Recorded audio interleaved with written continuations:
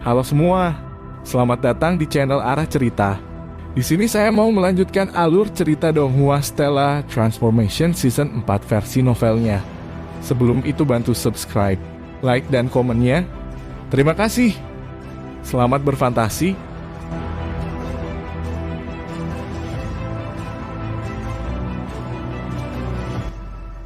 Lukisan dengan tinta kerah binatang suci tidak langka di dunia abadi. Tetapi di dunia fana ini, bahkan mungkin kesusahan kedua, belas yang lepas tidak memiliki kekuatan yang cukup untuk memasukkannya, sehingga secara alami mereka berharga.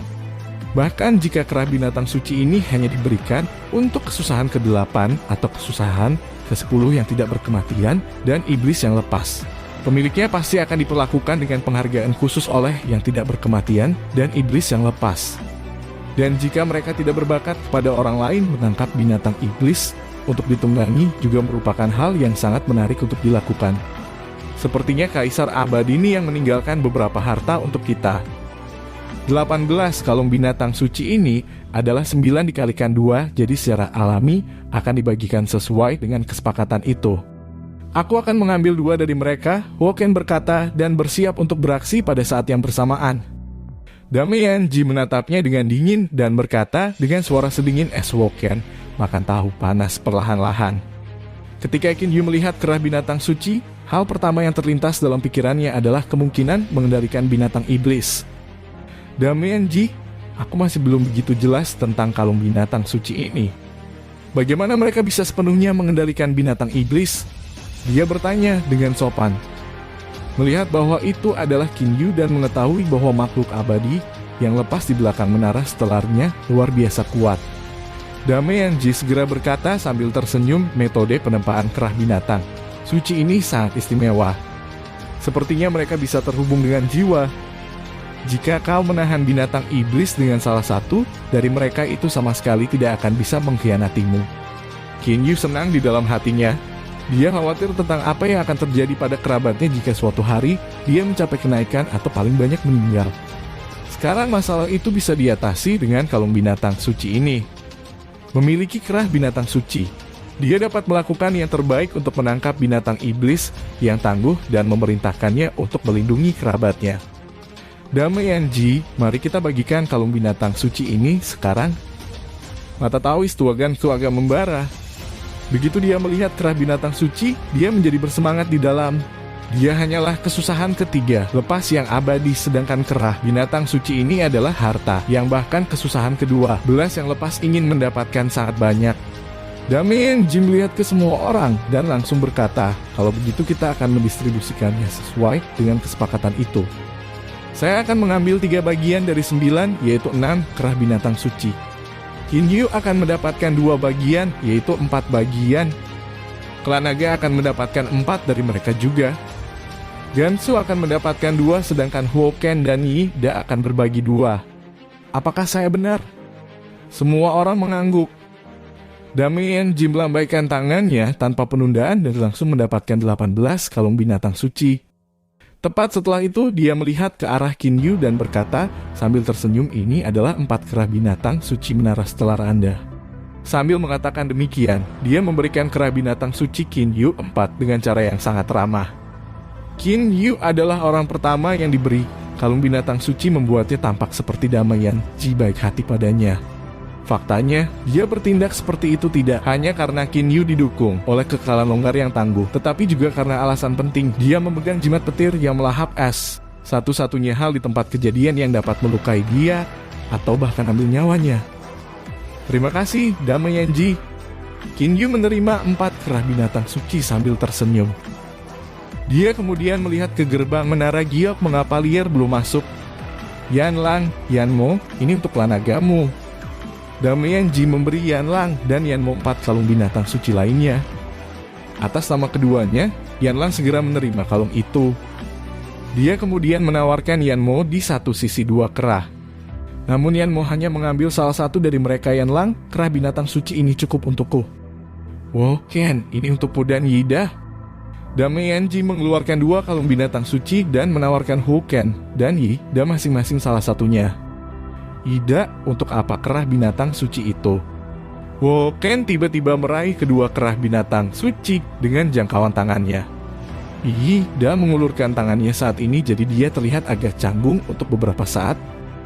Meskipun Ida bergantung pada Woken, arti yang terakhir sangat jelas yaitu tidak satupun dari dua kalung binatang suci yang akan diberikan kepada Ida. Ida menarik kembali tangannya dan berkata sambil tersenyum tanpa amarah, senior, Woken adalah iblis yang lepas. Karena saya masih lemah, kerah binatang suci ini tidak terlalu berguna bagi saya. Itu harus diberikan kepada Anda sehingga Anda dapat memanfaatkannya dengan baik. Baru sekarang sedikit kepuasan muncul di wajah Woken setelah dua kalung binatang suci lainnya diberikan kepada Taoist tua Gansu. 18 kalung binatang suci ini telah didistribusikan sepenuhnya. Saya ingat pada saat itu, Kaisar Abadini yang berkata bahwa ada harta karun unik di menara penyimpanan harta karun yang 10 kali lebih berharga daripada rumah abadi Qingyu. Kerah binatang suci ini dapat dianggap berharga tetapi bahkan lebih rendah dari mansion Qingyu Immortal, apalagi 10 kali lebih berharga.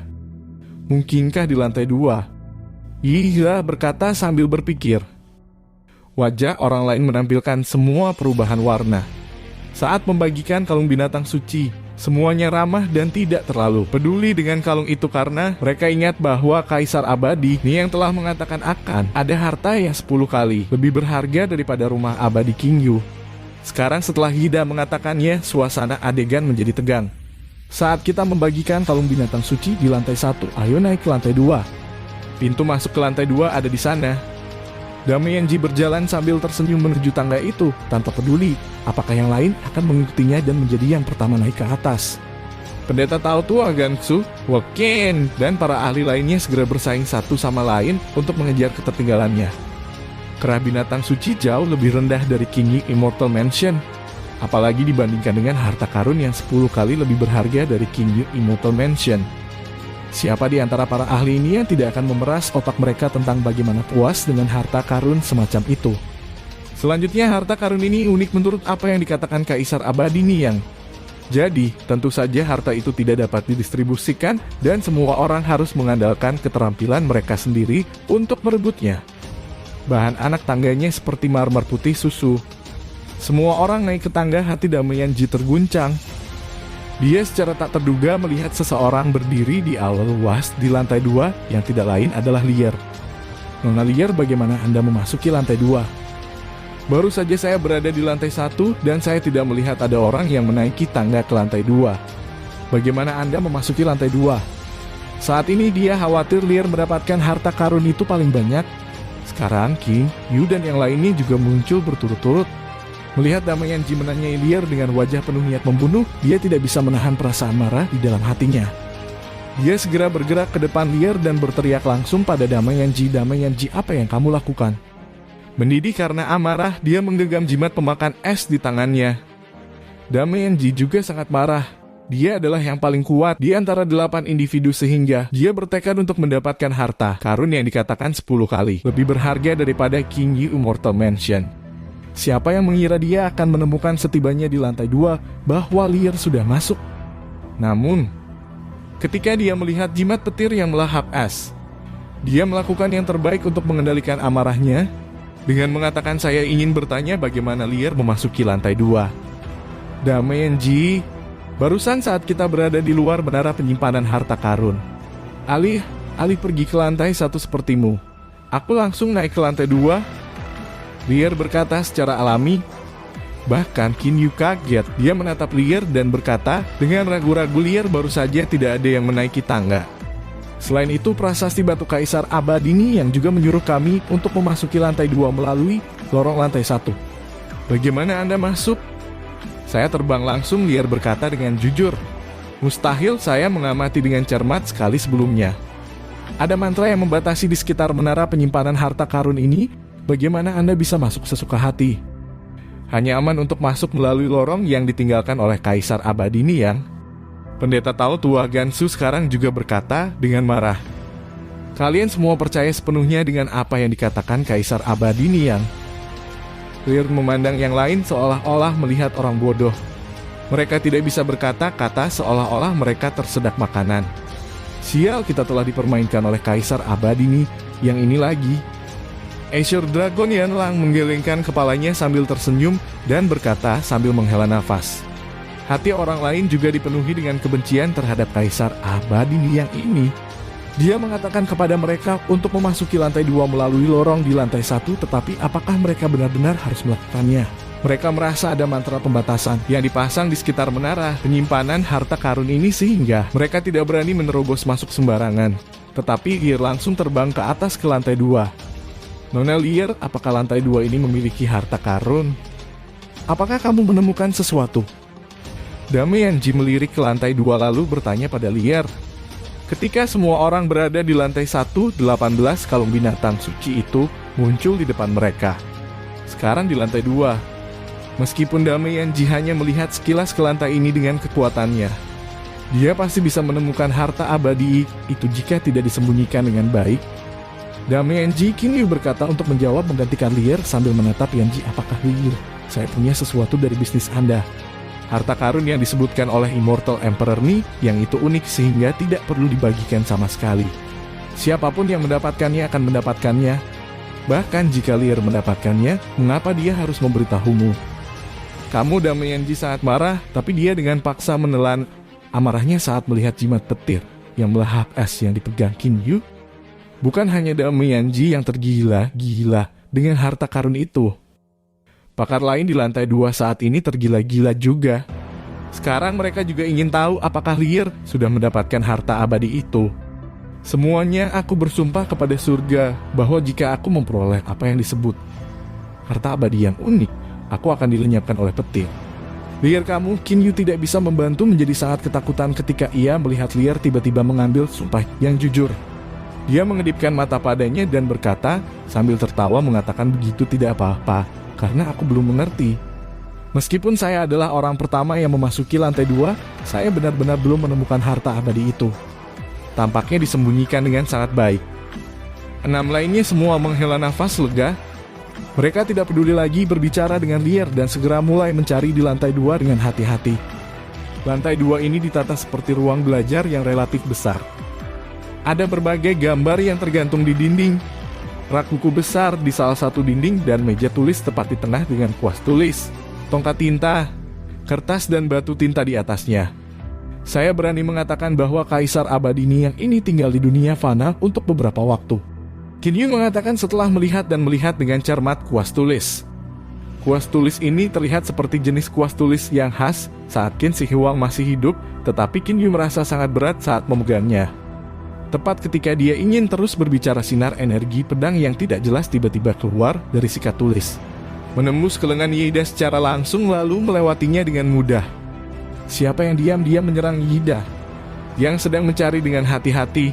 Melihat Qin Yu melihat kuas tulisan itu dengan wajah yang penuh dengan keheranan. Saat ini sikat tulis masih menyerap dan mengirimkan berbagai aliran energi pedang. Mata Yida langsung berkobar, seluruh tubuhnya mengarah ke sikat tulis di atas meja seperti seberkas cahaya. Lantai 2 tidak terlalu besar, jadi secara alami penembakan energi pedang telah diperhatikan oleh para ahli lainnya, membuat mereka waspada. Tapi hanya sedikit yang bereaksi secepat Yida.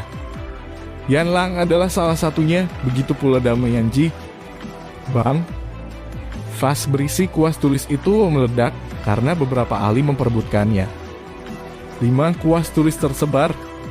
Yida memegang kuas menulis dengan genggaman. Pada saat yang sama, setetes darah dari hatinya jatuh ke atasnya. Berbagai aliran energi pedang yang tidak jelas segera berkedip. Sikat kemudian menyatu dengan tubuhnya secara langsung. Para ahli lain juga mulai memperjuangkan kuas tulis. Yanlang dan Dame Yanji bereaksi cepat sehingga mereka masing-masing berhasil merebut kuas.